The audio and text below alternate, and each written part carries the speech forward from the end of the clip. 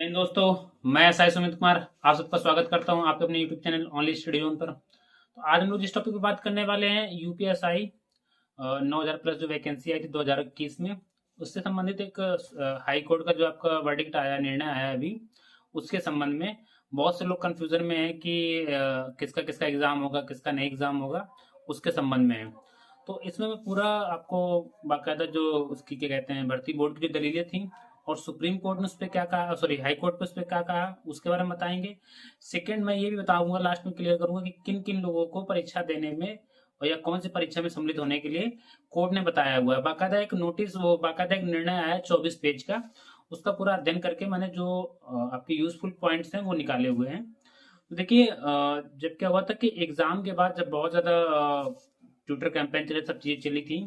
तो भर्ती बोर्ड ने जो है एक्टिव हुई थी, उसे लगा था कि हाँ, हम इसमें कुछ अनियमितता पाई गई है। जिसके बाद भर्ती बोर्ड ने क्या है कि जो हम लोग का एग्जाम होता है, एग्जाम के बाद पीटी और डीबीपी और पीएसटी के लिए और पीटी के लिए क्या होता है, पर्टिकुलर एडमिट कार्ड जारी किए जाते हैं। तो उस समय जब डीबी और पीएसटी के लिए और पीटी के लिए जब एडमिट कार्ड जारी किए गए, तो बाकायदा जो भर्ती बोर्ड था, जो जो जिसने भर्ती कंडक्ट करवाई थी, जो जिस कंपनी ने, एनएसईआईटी ने, उसने और भर्ती बोर्ड ने मिलकर सघन जांच की थी, जिसमें जांच में 303 कैंडिडेट ऐसे पाए गए थे जिनका सीआरएल जो होता है, सीआरएल मतलब होता है प्रतिक्रिया का जो टाइम होता है, यानी कि जो हम लोग सवाल करते हैं, ऑनलाइन ऑनलाइन पेपर था, उसमें जो हम लोग सवाल करते हैं, सवाल करने में जो टाइम लगता है रिस्पॉन्स टाइम के आधार पर, उसने 303 कैंडिडेट को फाइंड आउट किया था और जिनके खिलाफ क्या हुआ था, मुकदमा पंजीकृत हुआ था और उन्हें आगे आगे आने वाली जो प्रतिक्रिया परीक्षाएं थी, यानी कि डीबीपीएसटी और पीटी में उनको सम्मिलित नहीं होने दिया गया था। जिसके बाद वो उसमें से कुछ कैंडिडेट, 42 कैंडिडेट कहाँ चले गए थे, आपके हाईकोर्ट चले गए थे। उन कैंडिडेट ने वहां हाईकोर्ट में चुनौती दी, हाईकोर्ट में इस निर्णय को चुनौती दी थी कि जो है इसमें मेरे साथ गलत हुआ है। तो इसमें क्या है कि जब भर्ती बोर्ड से, सॉरी, जब कोर्ट ने भर्ती बोर्ड को बुलाया कि आप अपनी दलील दीजिए, तो भर्ती बोर्ड ने कहा कि सर, इनका क्या था, इन लोगों ने बहुत कम समय में पेपर सॉल्व किया था। किसी ने जो है, एक अनु चौधरी की लड़की है, उसकी दलील दी इन्होंने कि उसने क्या है कि शुरू में वो बैठी रही लगभग 1 डेढ़ घंटे, 75 मिनट वो बैठी रही। उसके बाद उसने 30 मिनट में पूरा पेपर, 125-30 क्वेश्चन उसने 30 मिनट में मात्र कर दिए सारे, जिसमें मैथ के भी 40 क्वेश्चन सम्मिलित थे। और उन मैथ के 40 क्वेश्चन को करने में उसने 5 मिनट 43 सेकंड का समय लिया टोटल। यानी कि बहुत कम समय में, या इतने समय में पेपर को पढ़ा भी नहीं जा सकता, जितने कम समय में उसने पेपर को सॉल्व कर दिया। और कोर्ट ने बताया कि ऐसे ही जो हमने 303 लोग पकड़े गए, सब में ऐसे ही अनियमितता पाई गई थी, यानी उनका सीआरएल सही नहीं था, उन्होंने बहुत कम समय में जो है पेपर को सॉल्व किया था, जो मानव के लिए असंभव नहीं है बिना किसी अनुचित साधन के प्रयोग के। तो कोर्ट में ये भर्ती बोर्ड ने अपनी दलील दी थी। इसके बाद क्या होता है कि जो उनके वकील होते हैं, जो कैंडिडेट होते हैं उनके वकील होते हैं, वो कोर्ट में इनसे पूछते हैं, जिरा करते हैं कि ये बताइए, आपको क्या किसी जो परीक्षक थे जहां इनका एग्जाम हो रहा था, वहां से किसी ने आपके पास कंप्लेन की इनके खिलाफ, या आपको इनके पास से कोई अनुचित साधन मिला था क्या इनके पास से?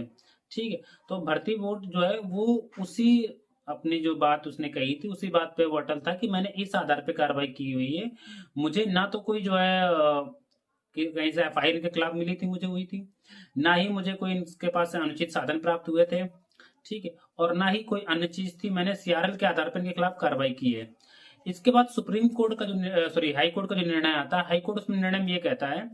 कि पहली बात तो किसी व्यक्ति के साथ में जब भी कोई सुनवाई, जब भी कोई निर्णय का वो होता है, फैसला जो सुना जाता है, तब क्या होता है कि दोनों पक्षों को सुनना अनिवार्य होता है। तो हाई कोर्ट यही कहता है कि भर्ती बोर्ड ने सामने वाले व्यक्ति को, जिसके खिलाफ मुकदमा पंजीकृत किया है, और शक के आधार पर, संदेह के आधार पर जो किया है,